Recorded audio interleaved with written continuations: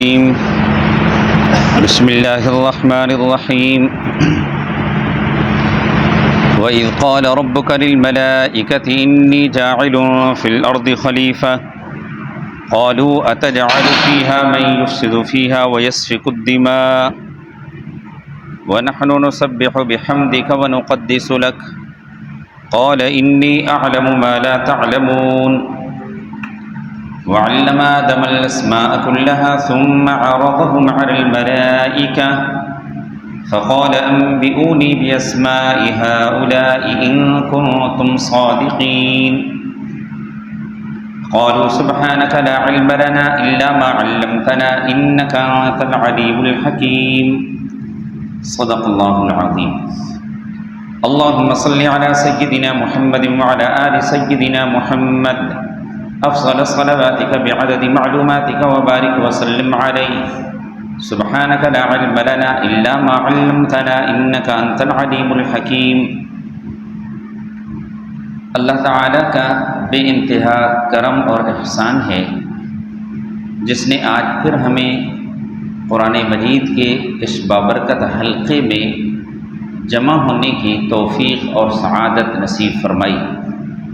الحمدللہ ثم الحمدللہ، اس پہ ہم اللہ کا جتنا شکر ادا کریں کم ہے۔ اللہ تعالیٰ اس عمل کو اپنی بارگاہ میں قبول فرمائے، زندگی کے آخری لمحے تک اللہ تعالیٰ ہم سب کو قرآن کے ساتھ اپنا تعلق مضبوط رکھنے کی توفیق عطا فرمائے، قرآن کا طالب بنا رہنے کی توفیق عطا فرمائے، قرآن سے جو فائدہ حاصل کرنے والے ہیں اللہ تعالیٰ سب کا شمار ان لوگوں میں فرمائے جو اس کتاب کے علوم سے محروم ہیں، اللہ تعالیٰ سب کو اس سے بچائے گی۔ اب تک 3 رکوع مکمل ہو چکے ہیں، اب چوتھا رکوع شروع ہو رہا ہے۔ سورت کے بالکل آغاز میں عظمت قرآن کا ذکر تھا، پھر اس کے بعد مقصد قرآن کا ذکر ہوا، اللہ کی توحید اور نبی صلی اللہ علیہ وسلم کی نبوت اور رسالت کی تبلیغ کی گئی۔ اب اس رکوع میں اس مقصد کے نفاذ کے لیے مسئلہ خلافت کا ذکر آ رہا ہے۔ دوسرے لفظوں میں یوں بھی کہا جا سکتا ہے کہ قرآن کی بات کو قبول کرنے اور نہ کرنے کے اعتبار سے شروع میں 3 جماعتوں کا ذکر ہوا۔ ایک وہ جماعت ہے جو قرآن سے فائدہ حاصل کرنے والی ہے، جنہوں نے ظاہراً باطناً مانا۔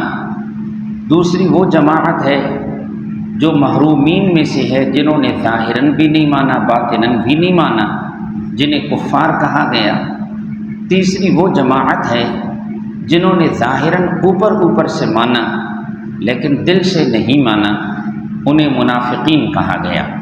تو ابتدا میں ماننے نہ ماننے والوں کے اعتبار سے 3 جماعتوں کا ذکر ہوا، پھر اس کے بعد مقصود اصلی کا ذکر ہوا، یعنی اللہ کی توحید اور رسول اللہ صلی اللہ علیہ وسلم کی نبوت اور رسالت کی تبلیغ کی گئی۔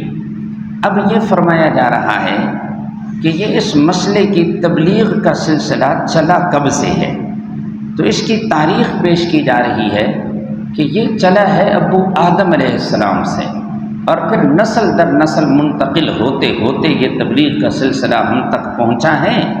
یہ اس کی ایک تاریخ ذکر کی جا رہی ہے جس میں ابو آدم علیہ السلام کی تخلیق کا ذکر کیا جا رہا ہے۔ ایک بات یہ بھی ذہن میں رکھی جائے، گزشتہ درس میں اس بات کا ذکر ہوا تھا کہ یا ایھا الناس، اس کے ساتھ ایک عمومی خطاب ہوا جس میں اللہ نے حکم دیا، اے لوگو ہر قسم کی عبادت صرف میرے لیے بجا لاؤ، دعا صرف مجھ ہی سے مانگو۔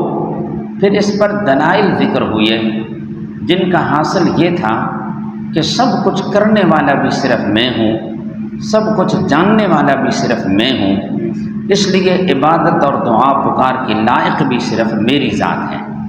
اب یہ جو آگے واقعہ آ رہا ہے حضرت آدم علیہ السلام کی پیدائش کا، فرشتوں کے حضرت آدم علیہ السلام کے سامنے سجدہ کرنے اور شیطان کے سجدہ نہ کرنے کا، اس میں یہ چیز سمجھائی جا رہی ہے کہ اللہ کی نورانی مخلوق فرشتے اگرچہ بڑی عظمتوں والے ہیں، لیکن وہ بھی عبادت اور دعا پکار کے لائق نہیں ہیں۔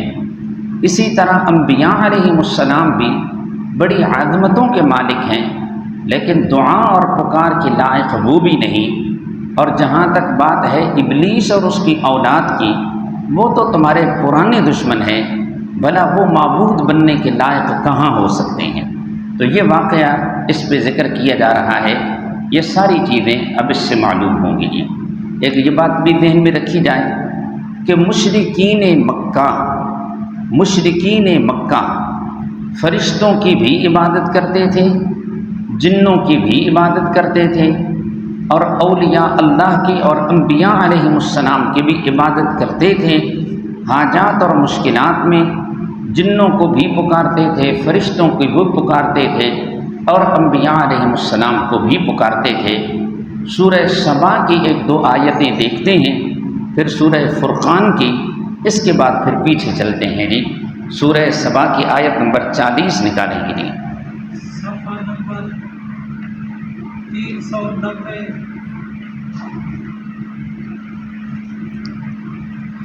391 391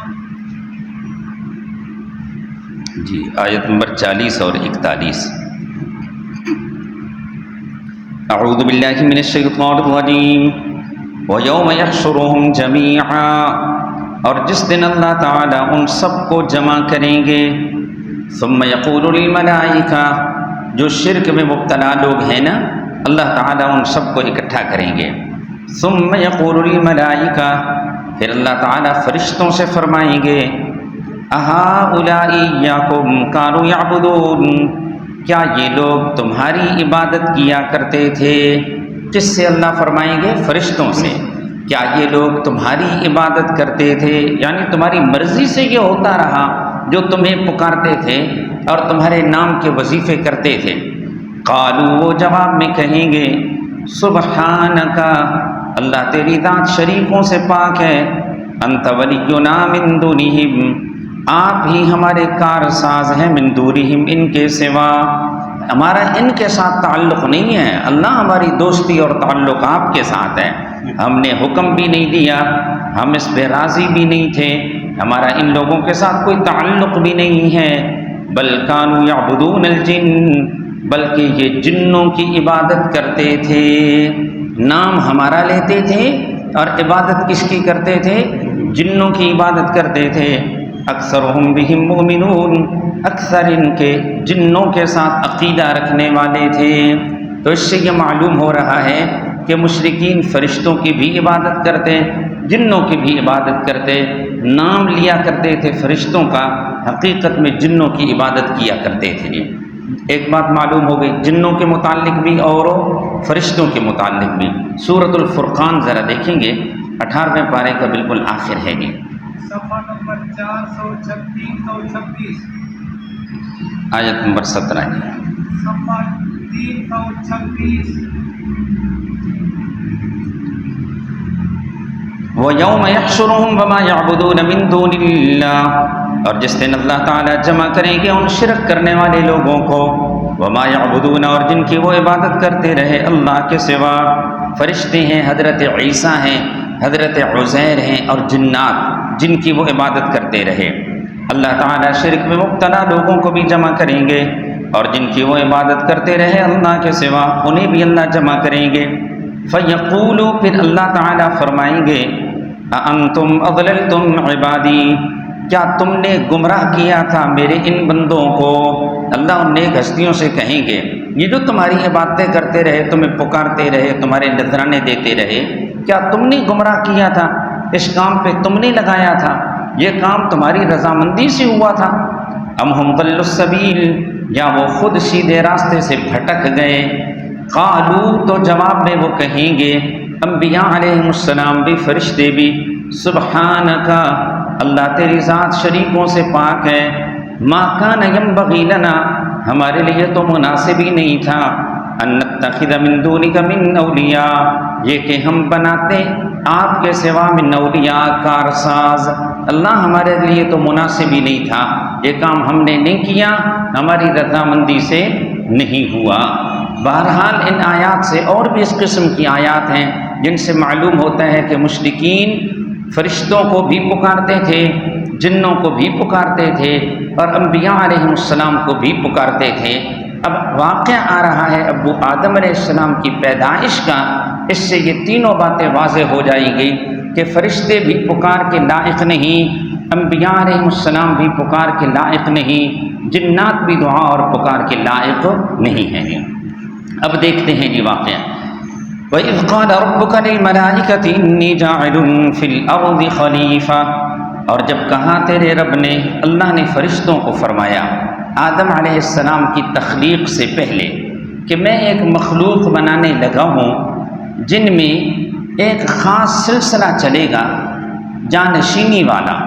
باپ فوت ہوگا، بیٹا اس کا جانشین بنے گا، وہ فوت ہوگا، اس کا بیٹا اس کا جانشین بنے گا۔ ایک ایسی مخلوق بنانے لگا ہوں جو ایک دوسرے کے جانشین بنے گے۔ فرشتوں نے اس موقع پر ایک بات کی، پہلے یہ پڑھتے ہیں وَإِذْ قَالَ رَبُّكَ، اور جب کہا تیرے رب نے، لِلْمَلَائِكَةِ فرشتوں کو، إِنِّي جَاعِلٌ فِي الْأَرْضِ خَلِيفَةً، بے شک میں پیدا کرنے والا ہوں زمین میں خلیفہ۔ خلیفہ معنی ایک تو کرتے ہیں نائب، نائب، دوسرا ایسی مخلوق جو ایک دوسرے کی جانشین بنے گی، قوم یخلف بعضهم بعضا، ایسی مخلوق پیدا کروں گا جو ایک دوسرے کے جانشین بنے گی۔ یہ ایک نیا سلسلہ رکھنے لگا ہوں۔ حضرات علماء نے لکھا اللہ تعالیٰ نے اور مخلوقیں بھی پیدا فرمائی، فرشتوں کو بھی پیدا کیا، جنات کو بھی پیدا کیا، عرش کو بھی اللہ نے بنایا، باقی مخلوقات بھی، لیکن ان کی پیدائش سے پہلے اللہ نے اتنے اہتمام کے ساتھ اپنے ارادے کا ذکر نہیں فرمایا جتنے اہتمام کے ساتھ انسان کی تخلیق والے ارادے کا ذکر فرمایا۔ اس میں انسان کی عظمت کا اظہار ہے، یہ انسان کی تخصیص کرنا انسان کی عظمت کی دلیل ہے۔ اللہ نے یہ جو فرشتوں کے سامنے فرمایا یہ کوئی مشورہ نہیں تھا۔ مشورہ تو وہ لیتا ہے جس کا علم ناقص ہو، جس کا علم ناقص ہو، سارے پہلو جس کے سامنے نہ ہو۔ اللہ تعالیٰ کا تو علم کامل ہے، اللہ کو بھلا مشورہ لینے کی کیا ضرورت ہے؟ اللہ نے اپنی بات ارشاد فرمائی کہ فرشتوں کے ذہنوں میں اگر کوئی اشکال ہے تاکہ یہ اسے ظاہر کر دیں، ان کے شبہات دور ہو جائیں، اس لیے اللہ نے اپنے ارادے کو ظاہر فرمایا۔ قالوا، فرشتوں نے کہا، اتجعل فیہا من یفسد فیہا، کیا آپ بنائیں گے زمین میں من یفسد فیہا، وہ مخلوق جو فساد کرے گی زمین میں، ویسفک الدماء، اور خون بہائے گی۔ فرشتوں نے یہ بات بطور حسد یا بطور اعتراض کے نہیں کی تھی جی۔ اتجعل فیہا مطلب یہ ہے کہ معصوم مخلوق کی موجودگی میں یہ جو ایک نئی مخلوق بنائی جا رہی ہے جس کے اندر فساد کرنے والے بھی ہوں گے، آخر اس میں حکمت کیا ہے؟ اس مخلوق کو خلافت کے لیے چنا جا رہا ہے، اس ترجیح کی آخر وجہ کیا ہے؟ یہ پوچھنا چاہتے تھے۔ کوئی حسد بھی نہیں تھا اور کوئی اعتراض بھی نہیں تھا۔ اتجعل فیہا، کیا آپ زمین میں پیدا کریں گے من یفسد فیہا، جو زمین میں فساد کریں گے، ویسفک الدماء، اور خون بہائیں گے۔ ایک سوال ہوتا ہے، کیا فرشتے عالم الغیب تھے کہ انہیں پتہ چل گیا کہ جو نئی مخلوق آئے گی تو ان میں فساد کرنے والے بھی ہوں گے؟ فساد میں سب سے بڑا فساد ہے شرک و کفر، سب سے بڑا فساد ہے شرک و کفر، جس کا تعلق حقوق اللہ کے ساتھ ہے، اور حقوق اللہ میں یہ سب سے بڑا گناہ ہے۔ باقی حقوق العباد میں جو سب سے بڑا گناہ ہے وہ ہے قتل کرنا۔ تو فرشتوں نے ان دو کا جو ذکر کیا تو فرشتے کیا عالم الغیب تھے؟ ہرگز نہیں۔ اس سے پہلے ایک مخلوق آباد تھی جنات کی، والجان خلقناہ من قبل، اللہ نے فرمایا جنوں کو ہم نے اس سے پہلے پیدا کیا۔ جنات فساد کر رہے تھے، قتل و غارت گری کر رہے تھے، تو فرشتوں نے قیاس کیا اس نئی مخلوق کو جنات پر کہ جو نئی مخلوق آئے گی شاید وہ بھی اسی طرح کرے گی۔ اللہ تعالیٰ نے پھر جو جواب دیا وہ آخر میں ہے، درمیان میں اظہار خدمت کا ذکر ہے۔ فرشتے کہنے لگے اگر عبادت مقصود ہے وَنَحْنُ نُسَبِّحُ بِحَمْدِكَ، اور ہم پاکی بیان کرتے ہیں آپ کی تعریف کے ساتھ، وَنُقَدِّسُ لَكَ، اور ہم پاک سمجھتے ہیں آپ کو، اللہ فی الحال بھی ہم آپ کو شریکوں سے پاک سمجھتے ہیں، آپ کی پاکیاں بیان کر رہے ہیں، آئندہ بھی آپ کو شریکوں سے پاک سمجھیں گے اور آپ کی پاکیاں بیان کرتے رہیں گے۔ یہ فرشتوں کے سامنے نیاز مندی کا اور اپنی عبدیت کا اظہار ہے۔ وَنَحْنُ نُسَبِّحُ بِحَمْدِكَ وَنُقَدِّسُ لَكَ، یہ فخر کا ذکر نہیں ہے بلکہ یہ اپنی نیاز مندی اور خدمت کا اظہار ہے۔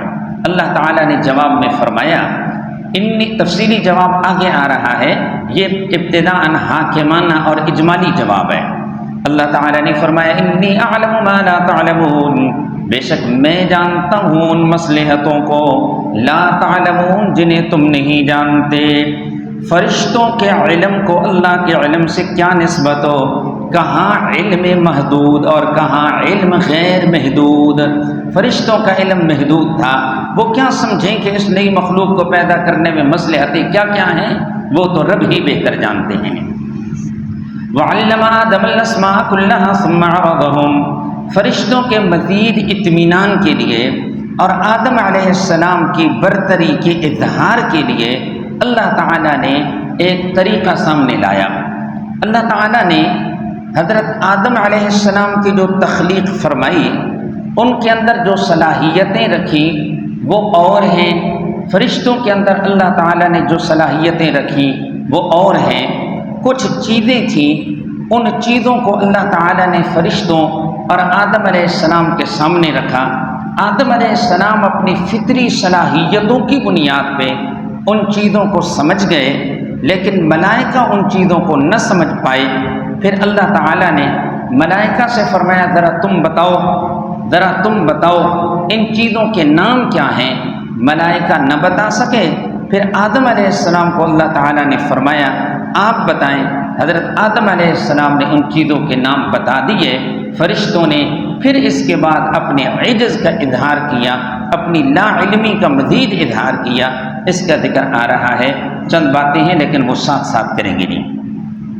اللہ تعالیٰ فرماتے ہیں وَعَلَّمَ آدَمَ الْأَسْمَاءَ، اور سکھائے اللہ تعالیٰ نے آدم علیہ السلام کو نام، کلہا سب چیزوں کے، دنیا جہان کی ساری چیزیں مراد نہیں ہیں، جو ضرورت کی چیزیں تھیں وہ مراد ہیں۔ اور علم سے یہاں پر مراد اس طرح نہیں ہے جس طرح باقاعدہ ہم کلاس لگا کے بیٹھے ہوئے ہیں کہ اللہ نے باقاعدہ طور پہ آدم علیہ السلام کو تو وہ چیزیں سکھا دیں اور فرشتوں کو وہ چیزیں اللہ نے نہیں سکھائیں، یہ تو پھر امتحان ہی نہیں بنتا۔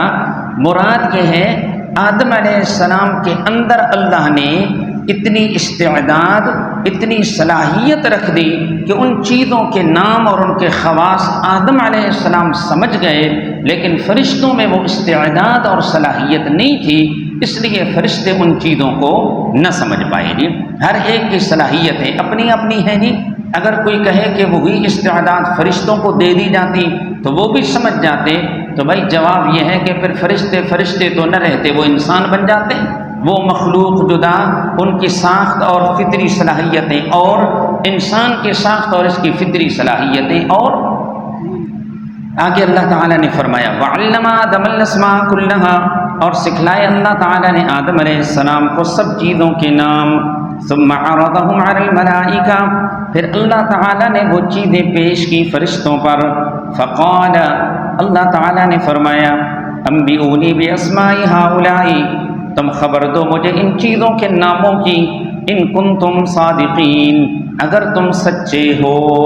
یہ جو تم نے کہا تھا نئی مخلوق فساد مچائے گی، خون ریزی کرے گی، خدمت کے لیے ہم حاضر ہیں، مطلب ہے یہ خلافت بھی ہمیں دی جائے، اگر تم سچے ہو تو ذرا ان چیزوں کے نام بتاؤ گے۔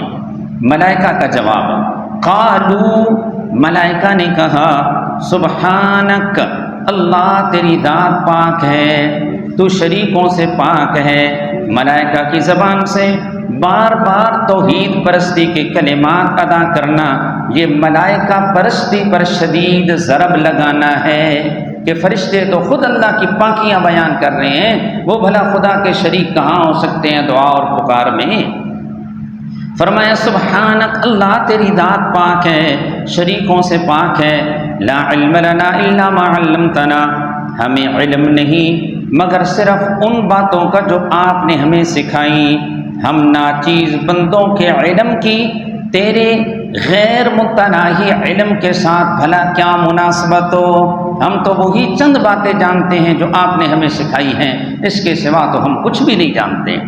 لا علم لنا، لا علم لنا، علماء نے یہاں ایک مسئلہ لکھا ہے کہ ملائکہ ہوں یا انبیاء علیہم السلام ہوں یا علماء اور فضلاء ہوں، ان کے ہاں ادب کا مقام یہ ہوتا ہے کہ جو مسئلہ معلوم نہ ہو وہ کہہ دیتے ہیں لا علم لنا، وہ کہہ دیتے ہیں لا ادری، وہ کہہ دیتے ہیں لا اعلم، یہ نہیں کرتے کہ غلط سلط مسئلہ جیسا بھی ہو وہ بتا دیتے ہیں۔ اگر کوئی عالم ایسا کرے تو وہ شہرت کا طالب ہے، وہ ناموری چاہتا ہے، وہ علم سے حقیقت میں کورا ہے۔ دیکھیے جی، لا علم لنا الا ما علمتنا انک انت العلیم الحکیم، انک انت العلیم الحکیم۔ دیکھیے ذرا اس جملے کو ملاتے ہیں، انک انت العلیم، اس کا تعلق لا علم لنا کے ساتھ ہے، اللہ ہمیں علم نہیں ہے ہر بات کا، اس لیے کہ انک انت العلیم، بے شک ہر چیز کو جاننے والا تو ہی ہے، غائب ہو حاضر ہو قریب ہو بعید ہو ماضی ہو حال ہو استقبال ہو، اللہ تیرے لیے سارے برابر ہیں جی۔ انک انت العلیم، ہر بات کو جاننے والا تو ہی ہے، الحکیم، اس کا تعلق ما علمتنا کے ساتھ ہے، الحکیم، اللہ آپ ہر کام میں حکمت والے ہیں، جو ہماری استعداد کے مطابق علم تھا آپ نے وہ ہمیں دے دیا ہے، آپ کا یہ کام بھی حکمت سے خالی نہیں، جو ہماری استعداد صلاحیت تھی اللہ وہ آپ بھی بہتر جانتے ہیں، بس حکمت کے مطابق آپ نے ہمیں اتنا علم دے دیا۔ اب اس سے مسئلہ حل ہو گیا کہ جو الہ اور معبود ہوتا ہے، جو دعا اور پکار کے لائق ہوتا ہے، وہ کامل علم والا ہوتا ہے، وہ عالم الغیب ہوتا ہے، جبکہ ملائکہ تو خود اپنی لا علمی کا اعتراف اور اقرار کر رہے ہیں، خود کہہ رہے ہیں لا علم لنا الا ما علمتنا۔ اس سے معلوم ہوا کہ ملائکہ عالم الغیب نہیں، وہ دعا اور پکار کے لائق نہیں ہیں۔ مشرکین نبی علیہ السلام کے جو زمانے کے تھے نا، باقاعدہ طور پہ وہ پکارتے تھے فرشتوں کو، اور آج کل بھی جو شرک میں مبتلا ہیں، یہ بات شرک میں مبتلا پیر، ان کے تعویذوں کو دیکھیں، ان کی شرک سے بھری ہوئی تعویذ کی کتابیں دیکھیں، باقاعدہ تعویذ بنی ہوئی ہیں، یا جبرائیل ہو یا میکائیل ہو یا اسرافیل، اس قسم کے تعویذ باقاعدہ لکھے جاتے ہیں۔ فرشتوں کو پکارنا ہے جب پکار عبادت ہے، اور عبادت صرف اللہ کی ذات ہے۔ چلیے، قال یا آدم، اللہ تعالیٰ نے فرمایا اے آدم، انبئہم باسمائہم، آپ ان کو خبر دے دیں ان چیزوں کے ناموں کی، ان چیزوں کے ناموں کی۔ آدم علیہ السلام کی برتری کا اظہار ہے، اور ان کی برتری کا اظہار کس چیز کے ذریعے ہو رہا ہے؟ علم کے ذریعے۔ یہ علم وہ چیز ہے جو انسان کو بلند مرتبہ اور بلند مقام عطا فرماتا ہے، اور علم بھی وہی علم ہے جس کو وحی کا علم کہا جاتا ہے۔ اس سے ہٹ کے جس کو لوگ علم کہتے ہیں وہ علم نہیں ہے، وہ ایک فن ہے، وہ ایک ہنر ہے جس سے دنیا کی چیزوں کی پہچان ہوتی ہے۔ علم اصل وحی کا علم ہے۔ قال، اللہ نے فرمایا اے آدم، انبئہم باسمائہم، آپ ان کو خبر دے دیں ان چیزوں کے ناموں کی۔ فلما انبأہم باسمائہم، جب آدم علیہ السلام نے ان کو خبر دے دی ان چیزوں کے ناموں کی، قال، تو اللہ نے فرمایا الم اقل لکم، کیا میں نے نہیں کہا تھا تمہیں، انی اعلم غیب السماوات والارض، کہ بے شک میں جانتا ہوں آسمان و زمین کے غیب کو، جو کچھ ہو چکا، آئندہ جو کچھ ہوگا، اگلی پچھلی تمام باتیں صرف میں ہی جانتا ہوں۔ اس جملے نے بتا دیا کہ عالم الغیب کون ہے؟ صرف اللہ کی ذات ہے۔ مخلوقات میں سے سب سے عظیم اور برتر ہستی حضرت امام الانبیاء صلی اللہ علیہ وسلم کی ہے۔ ام المؤمنین سیدہ عائشہ صدیقہ رضی اللہ تعالی عنہ فرماتی ہیں، جو بندہ یہ کہتا ہے، جس کا یہ عقیدہ ہے نبی صلی اللہ علیہ وسلم عالم الغیب ہیں، یا کل کی باتیں آپ جانتے ہیں، فقد اعظم الفریۃ علی اللہ، یہ اللہ پہ بہت بڑا بہتان باندھ رہا ہے، یہ بہت بڑا جھوٹ بول رہا ہے۔ اللہ تو قرآن میں اعلان کرتے ہیں قل لا يعلم من في السماوات والارض الغیب الا اللہ، میرے محبوب آپ اعلان کر دیں زمین و آسمان کی مخلوقات میں سے کوئی بھی غیب نہیں جانتا الا اللہ، غیب جاننے والا ہے تو کون؟ صرف اللہ، صرف وہی غیب جانتا ہے۔ بخاری اور مسلم شریف میں اس حدیث کا ذکر ہے۔ قال لم اقل لكم، اللہ نے فرمایا کیا میں نے نہیں کہا تھا تمہیں کہ بے شک میں جانتا ہوں آسمان و زمین کے غیب کو، وَأَعْلَمُ مَا تُبْدُونَ، اور میں جانتا ہوں جو تم ظاہر کرتے ہو، وَمَا كُنْتُمْ تَكْتُمُونَ، اور جو تم چھپاتے۔ مطلب یہ بنا تمہاری فطرت کے امور میں جانتا ہوں، خواہ وہ باطنی ہوں یا وہ ظاہر ہوں، جو تمہاری فطرت کے لائق امور ہیں وہ تمہارے حوالے کر دیے، اب نئی مخلوق بنا رہا ہوں، اس کی فطرت کے لائق جو امور ہوں گے وہ اس کے حوالے کیے جائیں گے۔ وَإِذْ قُلْنَا لِلْمَلَائِكَةِ اسْجُدُوا لِآدَمَ فَسَجَدُوا إِلَّا إِبْلِيسَ، اب حضرت آدم علیہ السلام کے مزید اکرام کا اظہار ہے۔ اللہ تعالیٰ نے ملائکہ سے یہ کہا تھا اِذَا نَفَخْتُ فِيهِ مِن رُّوحِي فَقَعُوا لَهُ سَاجِدِينَ، جب میں آدم علیہ السلام میں اپنی پیدا کردہ روح پھونک دوں، یہ زندہ ہو جائیں، تو تم سب نے اس کے سامنے سجدے میں گر پڑنا ہے۔ یہ جو ابلیس ہے جس کو شیطان کہا جاتا ہے، اس وقت یہ بھی فرشتوں کے ساتھ رہتا تھا، ہے تو یہ جنوں میں سے، قرآن نے خود وضاحت کی کان من الجن ففسق عن امر ربی، جنوں میں سے تھا، اللہ کے حکم سے پھر نکل گیا، لیکن اس وقت یہ عابد بن کے ملائکہ کے ساتھ رہتا تھا۔ اسے بھی حکم تھا آدم علیہ السلام کو سجدہ کرنے کا۔ فرشتوں نے اللہ کے حکم کی تعمیل کی، فوراً سجدے میں گر پڑے، لیکن ابلیس نے سجدہ کرنے سے انکار کیا، تکبر میں مبتلا ہو گیا، اپنی برتری کا اظہار کرنے لگا، نتیجہ یہ نکلا کہ ہمیشہ ہمیشہ کے لیے کافر ہو گیا۔ اس کا مختصراً یہاں ذکر ہے۔ اللہ تعالیٰ فرماتے ہیں وَإِذْ قُلْنَا لِلْمَلَائِكَةِ، اور جب ہم نے کہا فرشتوں کو اسجدوا لآدم، سجدہ کرو تم آدم علیہ السلام کا، یا تو سجدے سے مراد ہے الانحناء، جھکنا۔ آدم علیہ السلام جب پیدا ہو جائیں نا تو بس تعظیماً ان کے سامنے جھکو۔ عربی میں سجدے کا لغوی معنی یہی ہوتا ہے، اور اگر سجدے سے مراد یہ لے وضع الجبہۃ علی الارض، پیشانی زمین کے اوپر رکھنا، تو پھر یہ تعظیم کا سجدہ ہے جو پہلی شریعتوں میں جائز تھا، ادب و احترام کے لیے، تعظیم کے لیے کسی کے سامنے جھک پڑنا، لیکن نبی علیہ السلام کی شریعت میں اس کو حرام قرار دیا گیا۔ نبی علیہ السلام سے جب اجازت پوچھی گئی حضرت آپ کا سجدہ کریں، تو آپ نے فرمایا اگر میری شریعت میں اللہ کے سوا کسی کو سجدہ کرنے کی اجازت ہوتی لَأَمَرْتُ الْمَرْأَةَ أَن تَسْجُدَ لِزَوْجِهَا، میں عورت کو حکم دیتا کہ تو اپنے شوہر کو سجدہ کیا کر، لیکن نبی، اچھا دیکھو، عورت اگر سجدہ کرتی تو یہ کون سا سجدہ ہوتا؟ تعظیم کا اور ادب کا سجدہ ہوتا، لیکن آپ نے اسے بھی ممنوع قرار دیا۔ اب آپ کی شریعت میں کسی بھی مخلوق کے سامنے تعظیم کا سجدہ کرنے کی بھی اجازت نہیں ہے۔ دیکھیے جی، وَإِذْ قُلْنَا لِلْمَلَائِكَةِ، اور جب کہا ہم نے واسطے فرشتوں کے سجدہ کرو تم آدم علیہ السلام کو، فَسَجَدُوا، سجدہ کیا انہوں نے، إِلَّا إِبْلِيسَ، مگر ابلیس، اس نے سجدہ نہیں کیا۔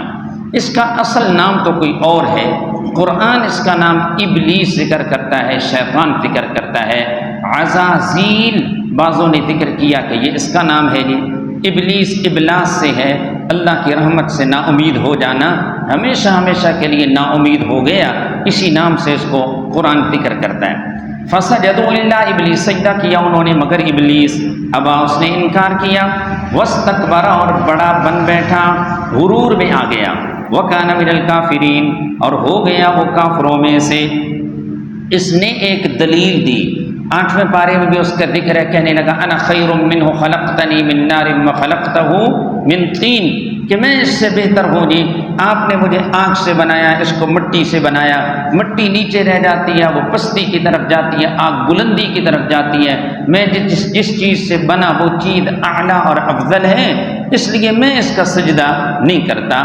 بشر کو سب سے پہلے حقارت کی نگاہ سے دیکھنے والا ابلیس ہے۔ بشر کو اللہ نے بڑی عزتیں دی ہیں، بڑی عظمتیں عطا فرمائی۔ وَلَقَدْ كَرَّمْنَا بَنِي آدم لَقَدْ خَلَقْنَا الْإِنسَانَ فِي أَحْسَنِ تَقْوِيمٍ، اللہ نے بڑی عزتیں دی، لیکن بشر کو حقارت کی نگاہ سے دیکھنے والا ابلیس ہے۔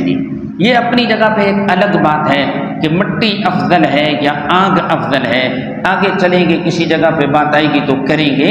علماء نے باقاعدہ اس پہ تحقیق کی، بعضوں نے 15 وجوہات ذکر کی ہیں اس بات کی کہ مٹی آگ سے افضل ہے۔ اس کا یہ کہنا کہ میں بہتر ہوں، آپ نے مجھے آگ سے بنایا سے مٹی سے بنایا، یہ اس کی بات درست ہی نہیں تھی۔ ایک بات صرف ذکر کر دیتا ہوں مثال کے طور پہ، ویسے احکام المرجان میں علامہ عینی رحمہ اللہ نے 15 وجوہات ذکر فرمائی ہیں جی، اسی طرح تفسیر کبیر میں بھی اس کا ذکر ہے کچھ باتوں کا۔ دیکھیں، مٹی کے اندر تعمیری مادہ ہوتا ہے، آگ کے اندر تخریبی مادہ ہوتا ہے۔ مٹی سے مکان بن جاتے ہیں، اگر آگ لگ جائے تو سارا مکان تباہ ہو جاتا ہے، تو پھر بہتر کون سی چیز ہوئی؟ مٹی نا۔ مٹی، دوسری ایک وجہ بتاتا ہوں، مٹی کے اندر آپ دانہ ڈالیں تو مٹی آپ کو ایک کے بدلے میں کئی دانے واپس کرے گی، لیکن اگر آگ میں دانہ ڈالیں تو کتنے واپس آئیں گے؟ وہ ایک بھی نہیں واپس آئے گا، تو پھر بہتر کون سی چیز ہوئی؟ مٹی ہوئی۔ اس قسم کی کئی ساری وجوہات ہیں جی۔ دیکھیے جی، ابا واستکبر وکان من الکافرین وقلنا یا آدم اسکن انت وزوجک الجنہ، اور ہم نے کہا اے آدم اسکن انت، ٹھہر تو اور تیری بیوی الجنت، جنت میں، وکلا منہا رغدن، اور تم دونوں کھاؤ منہا اس جنت سے، رغدن فراخی سے، کھلا کھاؤ، حیث شئتما جہاں سے تم دونوں چاہو، ولا تقربا هذه الشجرہ، ایک امتحان حضرت آدم اور اما حوا کا، اور تم دونوں قریب نہ جاؤ اس درخت کے، فتکونا من الظالمین، پس تم ہو جاؤ گے اپنا نقصان کرنے والوں میں سے۔ پہلے اعزاز و اکرام کا ذکر ہوا کہ جنت میں رہیں، جہاں سے چاہو کھاؤ، کوئی رکاوٹ نہیں ہے۔ پھر اس کے بعد ان کے امتحان کے لیے ایک خاص قسم کے درخت کا ذکر کیا کہ اس قسم کے درخت کے قریب نہیں جانا، اس کا پھل تم نے نہیں کھانا، ورنہ اپنا ہی نقصان کرنے والوں میں سے ہوگے۔ وہ درخت کون سا ہے؟ نہ قرآن نے اس کی تعیین کی، کوئی ذکر کیا، اور نہ ہی احادیث مبارکہ نے اس کی کوئی تعیین کی ہے، اور نہ ہی کوئی شریعت کے کسی مسئلے کا اس کے ساتھ تعلق ہے، اس لیے اس بحث میں پڑھنے کی ضرورت ہی نہیں ہے۔ عام مشہور ہے لوگوں میں کہ وہ ایک گندم کا درخت تھا، لیکن ہمارے ہاں گندم کا کھیت ہوتا ہے، درخت نہیں ہوتے۔ آپ کے ہاں کیا ہوتا ہے؟ کھیتی ہوتا ہے نا، تو اس کے لیے تو زرعن کا لفظ بولا جاتا ہے کھیت کے لیے، قرآن یہاں شجرہ کا لفظ بول رہا ہے، یہ کوئی درخت تھا۔ ہمارے حضرت والے استاد مولانا عبدالسلام صاحب رحمہ اللہ فرماتے تھے کہ لوگ کہتے ہیں پہلے زمانے میں نا گندم کا دانہ بڑا سارا ہوتا تھا جی، گندم کا دانہ بڑا ہوتا تھا، اب یہ وقت گزرتے گزرتے یہ چھوٹا ہو گیا۔ فرمانے لگے میں نے ایک عجائب گھر میں 300 سال کا گندم کا پرانا دانہ دیکھا، وہ بھی اتنا ہی تھا جتنے آج کل ہوتے ہیں جی۔ بہرحال یہ کوئی گندم کا درخت نہیں ہے، کوئی درخت تھا۔ ولا تقربا هذه الشجرہ، اور تم دونوں قریب نہ جاؤ اس درخت کے، ورنہ ہو جاؤ گے تم اپنا نقصان کرنے والوں میں سے۔ فأزلهم الشیطان عنها، جب حضرت آدم علیہ السلام کا سجدہ نہ کیا نا تو اللہ تعالیٰ نے ابلیس کو جنت سے نکال دیا، ہمیشہ ہمیشہ کے لیے اس کو لعنت کا مستحق بنا دیا۔ اب یہ حسد میں مبتلا ہو گیا کہ میں بھی کوئی نہ کوئی ایسا حربہ اختیار کروں گا کہ آدم کو جنت سے نکلوا کے رہوں گا۔ چنانچہ حضرت آدم علیہ السلام کے سامنے پھر یہ قسمیں کھانے لگا۔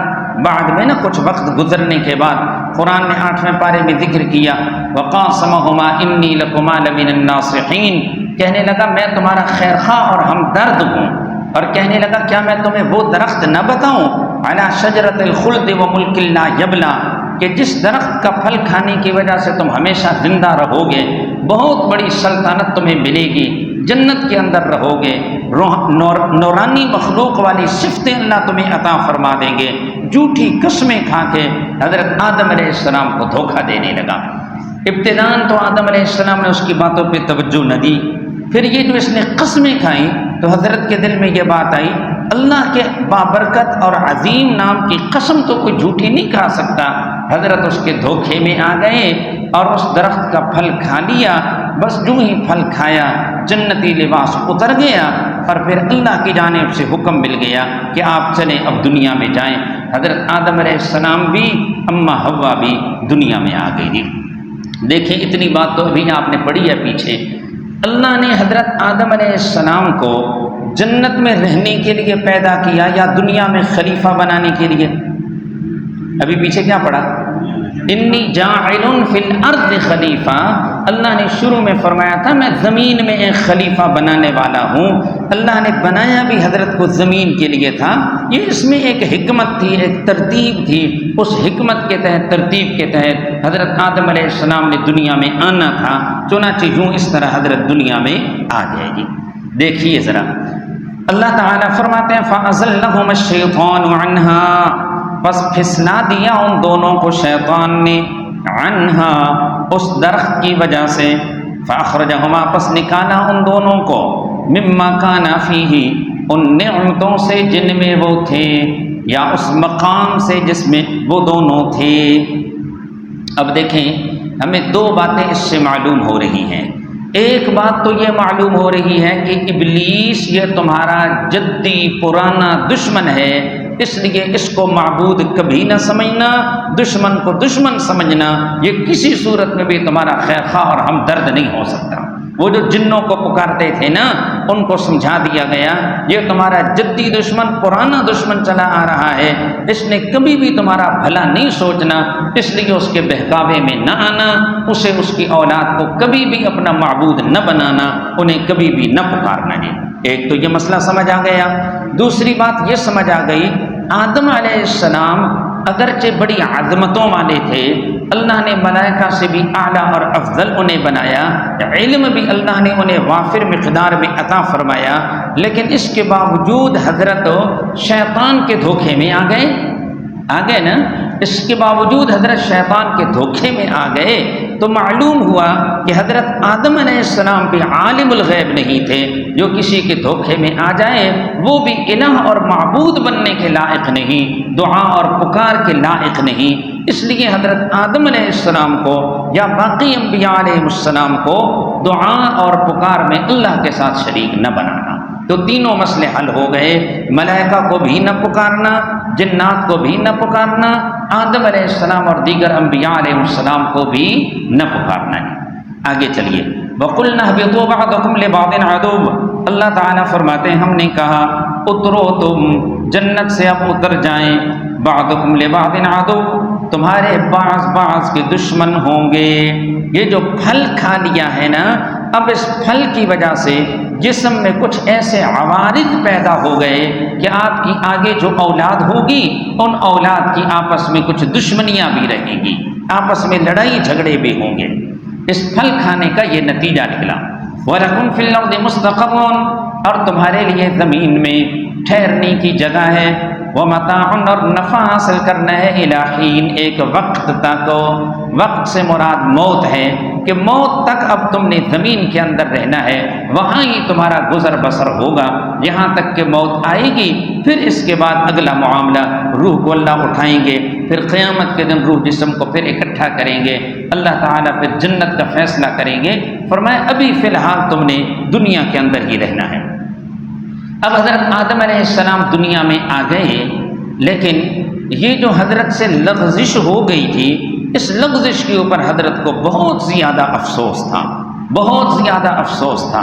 دیکھیں حضرت شیخ القرآن نور اللہ مرقدہ فرماتے تھے یہی ایک فرق ہے، ملائکہ کے سامنے اللہ تعالیٰ نے ایک بات کا جب اظہار فرمایا، ملائکہ آگے سے کہنے لگے اتجعل فیہا، اگرچہ اعتراض تو نہیں کیا لیکن پھر بھی کچھ بولے، کہا اتجعل فیہا من یفسد فیہا ویسفک الدماء۔ ابلیس کو اللہ نے حکم دیا تھا سجدے کا، سجدہ نہیں کیا، آگے سے بولنے لگا انا خیر منہ خلقتنی من نار وخلقتہ من طین۔ لیکن جب حضرت آدم علیہ السلام سے لغزش ہو گئی تو بجائے کوئی دلیل دینے یا کوئی اور بات کرنے کے اللہ سے معافیاں مانگنے لگے، مولا مجھ سے غلطی ہو گئی، مجھے معاف کر دے۔ یہی اصل انسانیت کا مقام ہے، ہاں جی، انسانیت کا اصل مقام یہی ہے، اللہ کے سامنے عاجزی اور انکساری کا اظہار کرنا اور اللہ سے معافیاں مانگتے رہنا ہے۔ اللہ تعالیٰ اس کا ذکر فرما رہے ہیں فَتَلَقَّىٰ آدَمُ مِن رَّبِّهِ كَلِمَاتٍ فَتَابَ عَلَيْهِ، آدم علیہ السلام ایک وقت تک روتے دھوتے رہے، لیکن زبان پہ ایسے کلمات جاری نہیں ہو رہے تھے جن کے ذریعے حضرت کی توبہ قبول ہو۔ آخر اللہ تعالیٰ نے اپنے فضل سے وہ کلمات حضرت کے دل میں ڈال دیے۔ دیکھیں اللہ کی کتنی بڑی مہربانی، لغزش کے باوجود اللہ نے پھر بھی بے سہارا نہیں چھوڑا، بلکہ اللہ نے وہ کلمات حضرت کے دل میں ڈال دیے۔ حضرت نے ان کلمات کے ساتھ جب دعا کی، توبہ کی، معافی مانگی، اللہ تعالیٰ نے ان کے لیے معافی کا اعلان فرما دیا۔ فرمایا فتلقى آدم، سیکھ لیے آدم علیہ السلام نے اپنے رب کی طرف سے کلمات، کچھ کلمات، چند باتیں، توبہ کے الفاظ اللہ نے اپنی طرف سے تلقین کیے، یہ اس کی بڑی مہربانی ہے۔ چنانچہ حضرت نے وہ کلمات پڑھے، فتاب علیہ، پھر اللہ تعالیٰ نے ان کی توبہ کو قبول فرمایا۔ وہ کلمات کون سے ہیں؟ اس میں قرآن نے خود وضاحت کر دی۔ تفسیر القرآن بالقرآن، قرآن کی ایک آیت کی تفسیر دوسری آیت کریں، یہ سب سے اعلیٰ تفسیر ہے، اس سے اعلیٰ اور کوئی تفسیر نہیں ہے۔ قرآن کس کا کلام ہے؟ اللہ کا کلام ہے۔ تو کلام کرنے والا، بولنے والا اپنی بات کے مطلب کو خود بہتر جانتا ہے یا کوئی اور بہتر جانتا ہے؟ اور تو کوئی نہیں جانتا نا۔ اللہ نے خود وہ کلمات بتائے ہیں سورۃ الاعراف میں، قالا ربنا ظلمنا انفسنا وان لم تغفر لنا وترحمنا لنکونن من الخاسرین۔ یہ وہ کلمات تھے جو حضرت نے پڑھے، دونوں میاں بیوی نے، اللہ نے ان کی توبہ کو قبول فرمایا۔ آگے فرمایا انہ هو التواب الرحیم، بے شک وہی ہے توبہ قبول کرنے والا، الرحیم بہت مہربان۔ اب توبہ قبول ہو گئی نا، ذہن میں آیا ہوگا کہ اللہ تعالیٰ اب دوبارہ ہمیں اٹھا لیں گے آسمان پہ۔ اگلی آیت میں اللہ تعالیٰ نے فرمایا نہیں ابھی اترے رہو، اترے رہو، ابھی یہاں پہ ہی رہنا ہے تم نے۔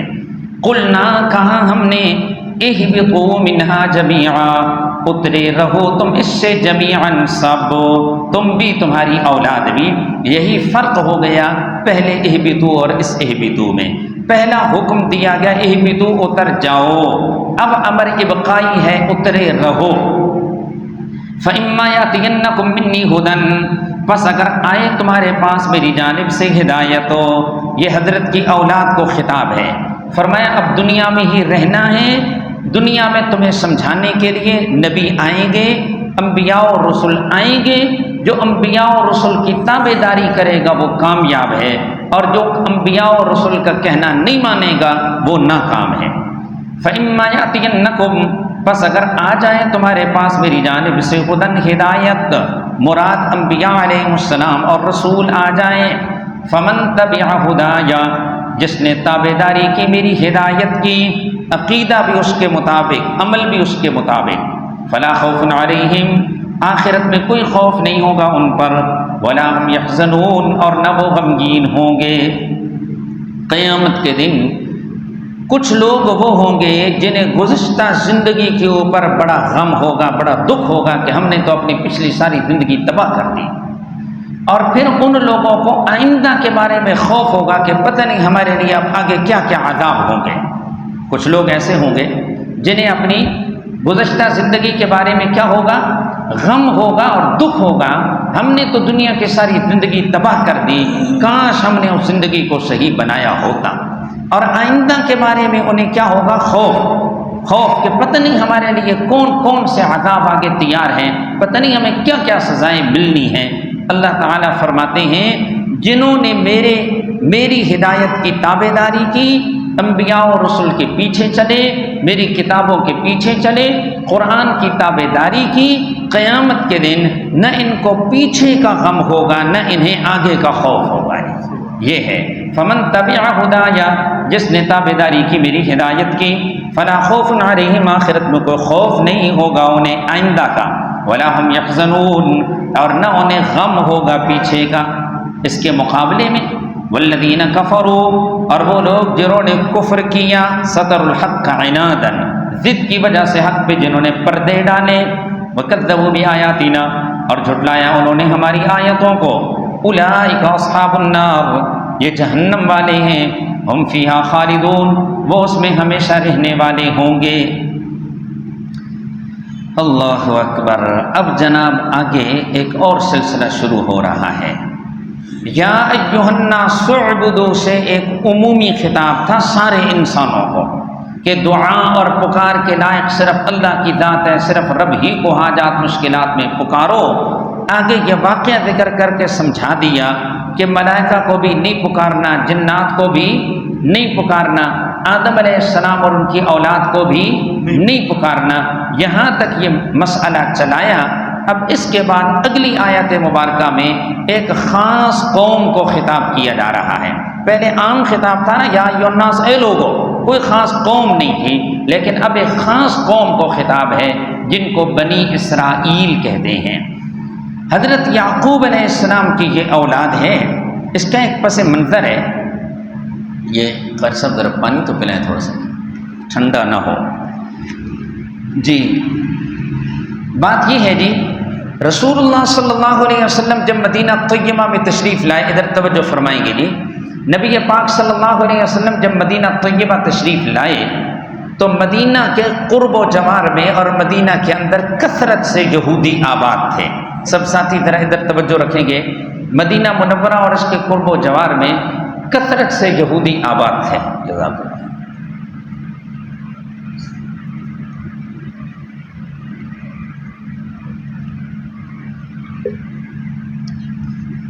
یہودیوں میں تین بڑے طبقے تھے، یہودیوں میں تین بڑے طبقے تھے۔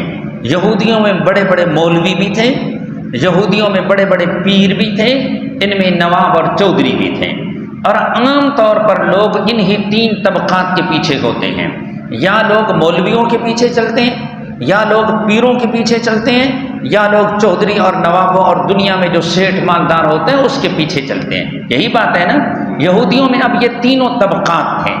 اب ان کی اصلاح سے سب کی اصلاح ہو سکتی تھی۔ مولوی صاحب مان جائیں تو ان کے مقتدی سیدھے ہو جاتے ہیں، پیچھے مقتدی چلتے ہیں وہ بھی مان جاتے ہیں، پیر مان جائے تو مرید بھی مان جاتے ہیں، اور اگر چودھری اور نواب مان جائے تو عوام اور پبلک بھی مان جاتی ہے۔ اس لیے یہودی جو کہ مدینہ منورہ میں یہ یہودی تھے اور یہودیوں میں یہ تینوں طبقات تھے، اور ان کی اصلاح سے سب کی اصلاح ہو سکتی تھی، اس لیے اللہ تعالیٰ نے اب یہودیوں کی اصلاح کا ایک پروگرام یہاں پہ چلایا، اور یہ پروگرام بڑا تفصیلی چلایا گیا ہے۔ پہلے مختصر طور پر 8 حکم اور 4 نواہی کا ذکر ہے۔ 8 کاموں کے کرنے کا حکم دیا گیا، 4 چیزوں سے منع کیا گیا۔ یہ ان کی اصلاح کا ایک مختصر پروگرام تھا کہ شاید اس سے وہ سمجھ جائیں۔ جب اس سے وہ نہ سمجھے تو پھر بنی اسرائیل کی 5 خاص نوعوں کا، 5 قسموں کا ذکر کیا گیا، پھر وہ تفصیلی بات ہے جو آگے چلے گی۔ اب پہلے رکوع میں کیا ہے، مختصر طور پہ اس پروگرام کا ذکر ہے۔ یہ رکوع ہم دیکھتے ہیں، اس میں کتنے حکم آئیں گے، 8، اور کتنی چیزوں سے منع کیا جائے گا، 4 چیزوں سے جی۔ دیکھیے جی، یا بنی اسرائیل، اے بنی اسرائیل، عربی زبان میں بنی کا معنی ہوتا ہے بیٹے، یہ عبرانی زبان کا لفظ ہے اسرائیل۔ اسرا کا معنی ہوتا ہے عبد، بندہ، اور ایل کا معنی ہوتا ہے اللہ، تو اسرائیل کا معنی ہو گیا عبداللہ۔ یہ لقب ہے حضرت یعقوب علیہ السلام کا۔ بنی اسرائیل کا اب مطلب بنے گا اے یعقوب علیہ السلام کی اولاد۔ بنی اسرائیل کا کیا مطلب بن گیا، یعقوب علیہ السلام کی اولاد۔ یعقوب علیہ السلام کے 12 بیٹے تھے، ان 12 بیٹوں سے 12 قبیلے بنے، ان سب کو کہا جاتا ہے بنی اسرائیل۔ یہ اب ان کو خاص طور پہ خطاب ہو رہا ہے۔ فرمایا یا بنی اسرائیل، اے بنی اسرائیل، اذکروا نعمتی التی انعمت علیکم، یاد کرو تم میری نعمت کو، انعمت علیکم، جو میں نے تمہارے اوپر کی۔ اللہ نے سورۃ المائدہ میں ذکر فرمایا کہ میں نے تم میں نبی بھی بھیجے، میں نے تمہارے اندر بڑے بڑے بادشاہ بھی بھیجے، من سلوہ اور دیگر وہ نعمتیں میں نے تمہیں عطا کی ہیں جو اوروں کو میں نے عطا نہیں کی۔ یہ ہے نعمت۔ فرمایا یاد کرو تم میری نعمت کو، التی انعمت علیکم، وہ جو میں نے تمہاری اوپر کی۔ نعمتوں کا تقاضا کیا ہے کہ بات کو مانا جائے۔ دیکھیں، آپ کسی کو ایک حکم دینے لگے ہیں، وہ حکم دینے سے پہلے آپ پہلے اپنے احسانات بتلاتے ہیں۔ میں نے دیکھے نا فلاں موقع پہ بھی آپ کے ساتھ یہ کیا، یہ کیا، یہ کیا، یہ کیا۔ اب اگلا بندہ جب یہ باتیں سنے گا جو آپ حکم دیں گے اب وہ آپ کے حکم کو فوراً مانے گا. یہی ہے نا، یہ ایک سمجھانے کا انداز ہوتا ہے. تو اللہ نے بھی آمنو حکم دینا تھا جو اگلی آیت میں آ رہا ہے، اس سے پہلے اپنی نعمتوں کی ایک جھلک مختصر لفظوں میں ذکر کی. فرمایا اذکروا نعمتی اللتی، یاد کرو تم میری نعمتوں کو، اللتی انعمت علیکم، وہ جو میں نے نعمتیں کی تم پر. نمبر 2 دوسرا حکم، وَأَوْفُوا بِعَهْدِي، اور پورا کرو تم میرے عہد کو. اوفی بعہدکم، میں پورا کروں گا تمہارے عہد کو. اللہ نے بنی اسرائیل سے کہا تھا کہ تم نے آخر الزمان پیغمبر صلی اللہ علیہ وسلم پہ ایمان لانا ہے. نبیوں کے واسطے سے نا بنی اسرائیل کو کہا تھا، ان سے پکا عہد لیا تھا. انہوں نے کہا تھا کہ ہم ضرور مانیں گے، آخری نبی پہ ایمان لائیں گے. اللہ نے وعدہ فرمایا تھا پھر میں تمہارے گناہوں کو معاف کروں گا. تو اللہ تعالیٰ نے فرمایا وہ جو وعدہ کیا تھا نا تم اپنا وعدہ نبھاؤ، میں اپنا وعدہ نبھاؤں گا. وَأَوْفُوا بِعَهْدِي، اور پورا کرو تم میرے عہد کو. اوفی بعہدکم، میں پورا کروں گا تمہارے عہد کو. وَإِيَّايَ فَارْهَبُونِ، یہ تیسرا حکم ہے. اور مجھ ہی سے تم ڈرو. کیا مطلب ہے؟ عوام سے نہ ڈرو، اپنے مریدوں سے اور اپنے معتقدین اور مقتدیوں سے نہ ڈرو، مجھ ہی سے ڈرو. جو صحیح بات ہے تم اسے تسلیم کرو. اب اس کے بعد جناب چوتھے نمبر پہ اب حکم آ رہا ہے ایمان کا، کہ میری جو نعمتیں ہیں ان کا بھی تقاضا ہے تم میری باتوں کو مانو، اور میرے ساتھ جو عہد و پیمان ہے اس کا تقاضا بھی ہے تم میری باتوں کو مانو، اور مجھ سے جو ڈرنا ہے اس کا بھی تقاضا ہے کہ تم میری باتوں کو مانو. اس لیے اعبدوا ربکم والے پیغام کو تسلیم کرو. تم بھی ہر قسم کی عبادت صرف میری ہی کرو، اور حاجات اور مشکلات میں مجھ ہی کو پکارو. اب آ گیا ایمان کا حکم. فرمایا وآمنوا بما انزلت مصدقا لما معکم، وآمنوا، اور تم ایمان لاؤ، بما، اس کتاب پہ، انزلت، جو میں نے اتاری، جو اللہ نے کتاب اتاری. اس کا مرکزی مضمون آپ پیچھے پڑھ چکے ہیں، یا ایھا الناس اعبدوا ربکم الذی خلقکم، یعنی اس مسئلے کو مانو. آگے فرمایا یہ جو کتاب میں نے اتاری، مصدقا لما معکم، یہ تصدیق کرنے والی ہے اس کتاب کے جو تمہارے پاس ہے. یہ کتاب بھی توحید کا وہی مسئلہ بیان کر رہی ہے جو مسئلہ تمہاری کتاب تورات بیان کر رہی ہے. ولا کتنی حکم ہو گئے ہیں جی؟ 4. اذکروا 1، اوفو 2، ایایا فارہبون 3، آمنو 4. کتنی چیزوں سے منع کیا گیا؟ 4 چیزوں سے. باقی 4 حکم بعد میں آ رہے ہیں، اب پہلے نہیں پڑھتے ہیں. ولا تکونوا اول کافر بہ، ایمان کی ضد کیا ہے؟ ایمان کا مقابل کیا ہے؟ کفر. کفر سے منع کیا گیا. فرمایا ولا تکونوا اول کافر، اور نہ بنو تم پہلے کافر، پہلے انکار کرنے والے اس کتاب کا. تم پہلے کافر نہ بنو. کس کو کہا گیا؟ یہودیوں کو. یہودی اگر نہ مانتے تو یہ پہلے کافر تھے یا وہ مکہ والے پہلے کافر تھے؟ کیوں جی؟ نبی علیہ السلام پہلے کہاں رہے ہیں؟ مکہ میں رہے نا. نبوت کے 13 سال مکہ میں گزارے. ابو جہل، ابو لہب وغیرہ وغیرہ یہ سارے کافر مکہ میں تھے. پھر اس کے بعد آپ مدینہ میں آئے. پھر یہاں پر یہودی تھے جن سے یہ بات ہو رہی تھی. تو یہودی اگر نہ مانتے تو یہ پہلے کافر تھے یا یہ بعد والے کافر ہیں؟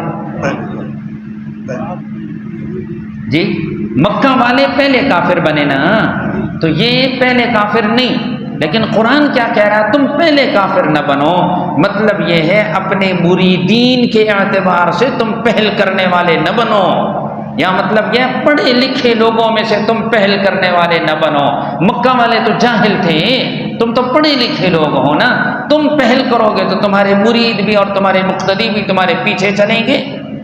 ولا تکونوا اول کافر بہ، اور نہ ہو تم پہلے کافر اس کے ساتھ. ولا تشتروا بآیاتی، نمبر 2، ولا تشتروا بآیاتی ثمنا قلیلا. یہودیوں کو اپنے مریدین کی جانب سے نذرانے ملتے تھے. ان میں پیر اور مولوی تھے نا، ان کو نذرانے ملتے تھے. اب انہیں ڈر تھا اگر ہمارے مریدوں اور مقتدیوں کو پتہ چل گیا کہ یہ سچے نبی ہیں تو پھر یہ کلمہ پڑھ لیں گے، ہمارے نذرانے بند ہو جائیں گے. اپنے ان نذرانوں کو برقرار رکھنے کے لیے آیات الہیہ کو چھپایا کرتے تھے. تورات کی وہ آیتیں جن میں نبی علیہ السلام کی صفتوں کا ذکر تھا وہ آیات چھپا لیتے صرف اس لیے تاکہ ہمیں دنیا ملتی رہے، دین کو بیچنے والے تھے، اللہ تعالیٰ نے اس سے منع کیا ہے۔ فرمایا وَلَا تَشْتَرُوا بِآيَاتِي ثَمَنًا قَلِيلًا، اور تم نہ پسند کرو میری آیتوں کے بدلے میں ثَمَنًا قَلِيلًا، تھوڑا مال، میری آیتوں کو چھپا کے دنیا کا مال نہ بٹورو جی۔ آج بھی کچھ ایسے لوگ ہیں، برے پیر اور برے مولوی، جو توحید کی آیات کو چھپاتے ہیں فقط دنیا کے نذرانوں کے لیے اور دنیا کے مال و متاع کے لیے، دنیاوی اغراض کے لیے، یہ بھی انہی کے نقش قدم پہ چل رہے ہیں۔ آگے فرمایا وَإِيَّايَ فَاتَّقُونَ، اور مجھ ہی سے تم ڈرو، وَلَا تَلْبِسُوا الْحَقَّ بِالْبَاطِلِ، اور نہ ملاؤ تم حق کو باطل کے ساتھ ہو۔ یہ تیسری نہیں آ گئی نا۔ دیکھیں یہودی عوام دو قسم کی تھی جی، عام لوگوں کی اب بات کر رہا ہوں۔ عام لوگ دو قسم کے تھے، کچھ وہ تھے جنہیں تورات کے بارے میں کچھ باتیں معلوم تھی۔ اب دیکھیں نا، جیسے آپ علماء تو نہیں ہیں لیکن آپ حضرت مفتی صاحب سے، دیگر علماء سے دین کی باتیں سنتے رہتے ہیں، تو کچھ نہ کچھ باتیں آپ کے ذہن میں ہیں کہ بھئی قرآن میں اس طرح کی باتیں ہیں۔ تو یہودی عوام بھی دو قسم کی تھی، کچھ وہ تھے جن کے پاس تورات کا کچھ علم تھا، جنہیں کچھ پتہ تھا کہ نبی علیہ السلام کی کچھ صفات ہماری کتابوں میں ہیں، اور کچھ عوام وہ تھی کہ جنہیں تورات کی کسی بات کا بھی پتہ نہیں تھا، بالکل جاہل عوام، جس طرح آج کل بھی ہوتے ہیں، بالکل جاہل عوام جنہیں پتہ ہی نہیں ہے کہ اللہ کی کتاب میں کیا ہے۔ اب یہ مولوی کیا کرتے ہیں، وہ جنہیں کچھ پتہ ہوتا نا، جس وقت وہ آ کے پوچھتے کہ کیا یہ جو نبی ہیں ان کے بارے میں ہماری کتاب میں کوئی بات ہے، وہ فلانی بات کہیں ہماری کتاب میں لکھی ہوئی نہیں ہے، تو پھر جواب میں حق اور باطل کو مکس کر دیا کرتے تھے۔ کہتے تھے جی کسی کاتب کی غلطی ہو گئی، یا یہاں پر جو ہے کوئی عبارت محذوف ہے، یا اسی طرح کا کوئی اور بہانہ پیش کر دیتے، حق اور باطل کو مکس کر دیتے۔ نہیں جی، وہ جو صفتیں ہیں نا اس کے لیے کچھ اور شرطیں بھی ہیں، اور اس بندے میں وہ شرطیں نہیں پائی جاتی، اس لیے ان صفات کا مستحق یہ نہیں ہے یہ۔ اور جن کے پاس تورات کا علم بالکل نہیں تھا، اگر ان میں سے کوئی آ کے پوچھ لیتا کہ کیا ان کے متعلق ہماری کتاب میں کچھ ہے، کہتے نہیں کچھ بھی نہیں ہے ہماری کتاب میں، بالکل ہماری کتاب تو چپ ہے، ان کا تذکرہ بھی نہیں کرتی، بالکل بات کو چھپا لیتے تھے۔ اللہ نے ان دونوں باتوں سے منع کیا، حق باطل کو خلط ملط بھی نہ کرو، حق کو چھپاؤ بھی نہیں۔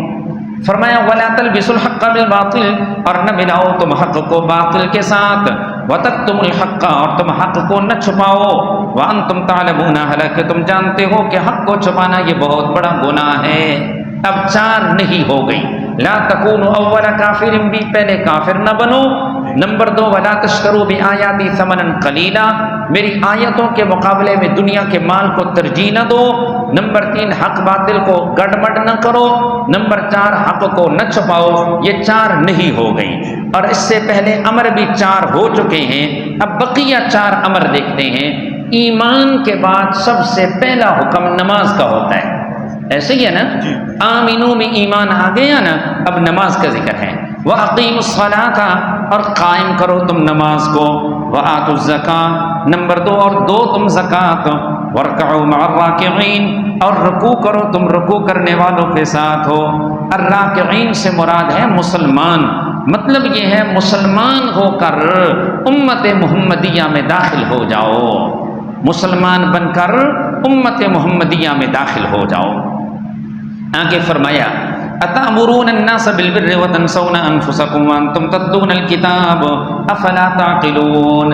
یہودیوں مولویوں سے اگر کوئی تنہائی میں پوچھتا نا، کوئی ان کا جاننے والا، کوئی گہرا دوست تعلق والا، یار سچ بتاؤ یہ نبی سچا ہے یا نہیں، تو اس کو تنہائی میں کہہ دیتے یار نبی سچا ہے، ان کی بات مان لیں، لیکن خود نہیں مانتے تھے۔ اللہ تعالیٰ نے اگلی آیت میں تنبیہ کی، زجر اور ڈانٹ کے انداز میں فرمایا لوگوں کو اچھائی کا حکم دیتے ہو اور اپنے آپ کو بھول جاتے ہو، خود کیوں نہیں مانتے، خود عمل کیوں نہیں کرتے۔ فرمایا اتأمرون الناس بالبر، کیا تم حکم دیتے ہو لوگوں کو نیکی کا، وتنسون انفسکم، اور تم بھول جاتے ہو اپنے آپ کو، وانتم تتلون الکتاب، حالانکہ تم پڑھتے ہو کتاب کو۔ اور کتاب میں مذمت ہے عالم بے عمل کی، اس کتاب میں برائی ہے اس عالم کی جو علم پر عمل نہیں کرتا۔ لوگوں کو حکم دیتے ہو تو خود عمل کیوں نہیں کرتے؟ دیکھیں جی حضرات علماء نے ایک مسئلہ لکھا، اگر ایک عالم کسی بات پر عمل نہیں کر رہا تو آیا وہ اس کی تبلیغ کرے یا نہ کرے؟ تو جواب یہ ہے اس کی وہ تبلیغ کرے۔ سمجھ رہے؟ ایک عالم اگر کسی بات پر عمل اس سے نہیں ہو پا رہا تو وہ اس کی تبلیغ کرے۔ تبلیغ کرنے کا فائدہ ہو سکتا ہے اللہ اس کو بھی بدل دے اور عمل کی توفیق دے دے۔ اس آیت مبارکہ کا یہ مطلب نہیں ہے کہ اگر خود عمل نہیں کر رہے ہو تو کسی اور کو بھی اچھی بات نہ بتاؤ، بلکہ آیت کا مطلب یہ ہے کہ دوسروں کو جو حکم دے رہے ہو نا تو اپنے آپ کو نہ بھولو، خود بھی عمل کرنے والے بنو۔ یہ مطلب ہے دوسروں کو جو حکم دے رہے ہو نا اپنے آپ کو نہ بھولو بلکہ خود بھی عمل کرنے والے بنو۔ اس بات کی ترغیب ہے۔ فرمایا وَأَنْتُمْ تَتْلُونَ الْكِتَابَ أَفَلَا تَعْقِلُونَ، کیا تم سمجھتے نہیں ہو؟ وَاسْتَعِینُوا بِالصَّبْرِ وَالصَّلَاةِ، یہ 8واں حکم آ گیا جی، آخری حکم ہے۔ اور تم مدد مانگو بالصبر والصلاة، صبر اور نماز کے ذریعے۔ دیکھیے جی یہود کے اندر مال کی بڑی محبت تھی، عہدے کی بڑی محبت تھی۔ مال اور عہدے کی محبت کی وجہ سے یہ ایمان قبول نہیں کر رہے تھے۔ کیا کہا؟ یہود میں مال کی محبت تھی، عہدے کی محبت تھی۔ مال اور عہدے کی محبت کی وجہ سے یہ ایمان قبول نہیں کر رہے تھے۔ اللہ تعالیٰ نے اس کا نسخہ بتایا ہے، وَاسْتَعِینُوا بِالصَّبْرِ وَالصَّلَاةِ، اللہ تعالیٰ سے مدد مانگو، صبر کرو، نماز پڑھتے رہو پابندی سے۔ اس کا فائدہ یہ ہوگا تمہارے دل سے مال اور عہدے کی محبت ختم ہو جائے گی اور دین قبول کرنا تمہارے لیے آسان ہو جائے گا۔ فرمایا وَاسْتَعِینُوا، اور تم مدد مانگو بِالصَّبْرِ وَالصَّلَاةِ، صبر اور نماز کے ذریعے۔ بات سمجھنا، میں نے کیا کہا؟ مدد مانگو کس کے ذریعے جی؟ صبر اور نماز کے ذریعے۔ کچھ لوگ کہتے ہیں جناب دیکھو اس کا مطلب ہے مدد مانگو تم صبر اور نماز سے، اس سے معلوم ہوا کہ غیر خدا سے مدد مانگنا جائز ہے۔ تو بات تو بڑی سیدھی سی ہے۔ صبر کا کوئی الگ وجود نظر آتا ہے؟ کوئی نہیں ہے نا۔ نماز کا کوئی الگ وجود ہے؟ دیکھو نا کچھ لوگ ہیں جو قبر والوں سے جا کے دعا مانگنے لگتے ہیں تو قبر کی ایک ڈھیری تو نظر آ رہی ہے نا۔ کوئی بت سے دعا مانگتا ہے، مدد مانگتا ہے تو بت کا ایک وجود تو نظر آ رہا ہے نا۔ کیا صبر اور نماز کا بھی کوئی وجود ہے؟ اے صبر صاحب تو میری مدد کر، اے نماز صاحب تو میری مدد کر، ان کا تو ظاہری وجود ہی نہیں ہے۔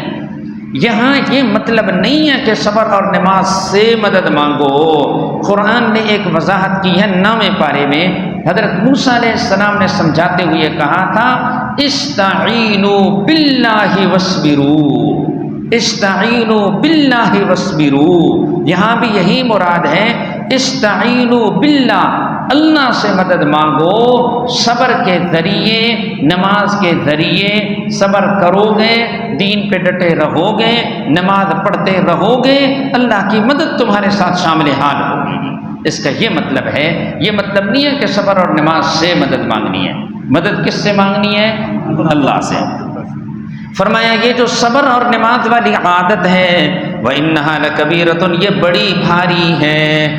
صبر والا مزاج اللہ سب کو نصیب فرمائے۔ یہ صبر والا مزاج اور یہ نماز والی عادت ہو، یہ ہے تو بڑی بھاری، یہ بڑا مشکل کام ہو جاتا ہے۔ إِلَّا عَلَى الْخَاشِعِينَ، مگر جو اللہ سے ڈرنے والے ہیں ان کے لیے مشکل نہیں ہوتا۔ الحمدللہ آپ جتنے حضرات ہیں یہ اس صفت کے مصداق ہیں، تب بھی اللہ نے آپ کو اپنے گھر میں آنے کی توفیق عطا فرمائی ہے۔ الحمدللہ اللہ سب کو استقامت عطا فرمائے، زندگی کے آخری لمحے تک اللہ اپنا گھر آباد کرنے کی اور اپنی کتاب کے ساتھ سب کو جڑا رہنے کی توفیق نصیب فرمائے۔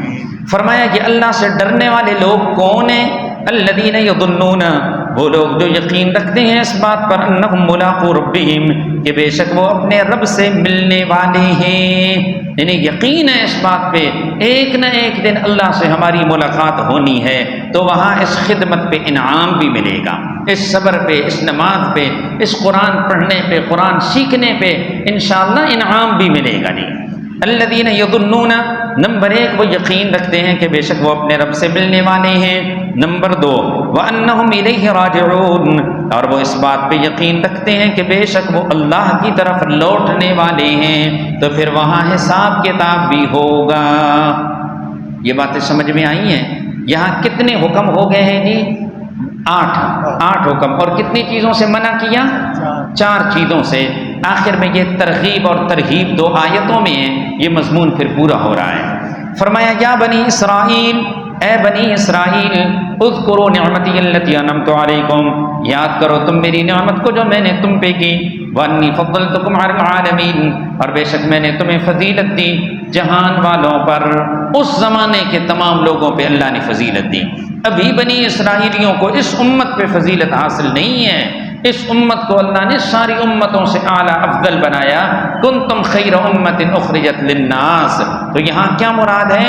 اس زمانے کے جو لوگ تھے ان پر اللہ نے بنی اسرائیل کو فضیلت دی تھی، اس لیے کہ یہ اس زمانے میں توحید پر قائم تھے، انبیاء علیہ السلام کی تعلیمات کو ماننے والے تھے.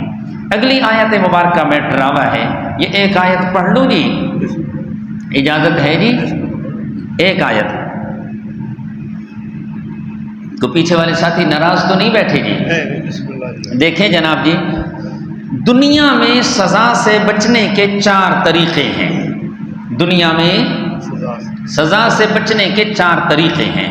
ایک مجرم بندہ ہے، وہ پکڑا گیا، اس کے کسی قریبی یا دور کے رشتہ دار نے جو اثر و رسوخ والا ہے، اس کا کوئی قریبی یا دور کا رشتہ دار جو اثر و رسوخ والا ہے، اس کی وجہ سے، اس کے اثر و رسوخ کی وجہ سے اس بندے کی جان چھوٹ گئی. مثال کے طور پہ مجرم پکڑا گیا، وزیر اعظم کا بیٹا ہے، یا یہ ہے کہ کسی پیر صاحب کا بیٹا ہے، یا یہ ہے کہ وہ صدر کا بیٹا ہے. اب جس کے ساتھ اس کی رشتہ داری ہے وہ اثر و رسوخ والا بندہ ہے، خواہ وہ دینی اعتبار سے اثر و رسوخ رکھتا ہے یا دنیاوی اعتبار سے اثر و رسوخ رکھتا ہے، اس کی وجہ سے اس مجرم کو چھوڑ دیا جاتا ہے. ہوتا ہے نا یہ دنیا.